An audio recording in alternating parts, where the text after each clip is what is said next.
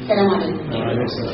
أنا مش كلمة عن الفنانين، أنا مبسوطة بالجمع اللي موجود النهارده، خاصة إنه بجمع من النوع. أولا بحب أهني السيد المحافظ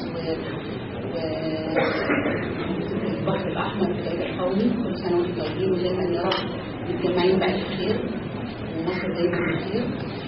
الجمع اللي أنا فيه حسيتني بجد النهارده، أنا أول مرة في المهرجان ده، أنا أول مرة أحضرها، بس حاسة بإحساس غريب قوي بجد، مش بصفتي فنانة، بصفتي مواطنة مصرية أنثى،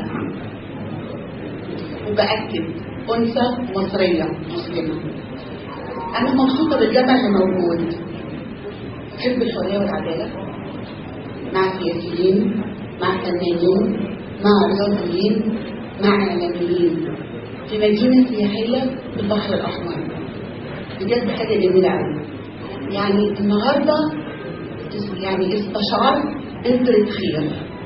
السؤال النهارده طبعا بحيي كل الحضور وبحيي سيادة المحافظ وبشكره على الدعوة الكريمة، بس في سؤال للدكتور دكتور حلمي.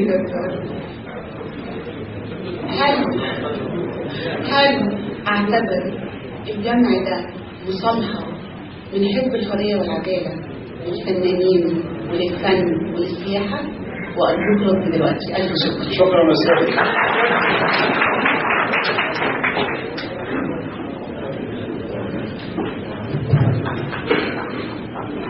شكرا على توجيه السؤال، وسؤال جميل ان انا اعتز بيها.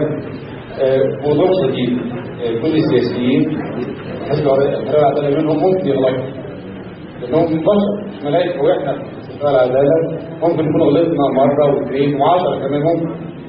الاعتذار واجب عن اي خطأ. انا شايف ان الرؤيه المرسومه عن حزب الحرية والعدالة والمنتشره هي رؤيه احنا غلطنا بان احنا ما سوقناش نفسنا كويس. فالنهارده اسمحي لي بقى مع التسويق السياحي اعمل تسويق سياسي واقول نعم، يعني هذا اللقاء اضافه وليس بدايه، اضافه للمصالحه والمصارحه، وان شاء الله خطوه على طريق دائم للالتقاء والمصالحه.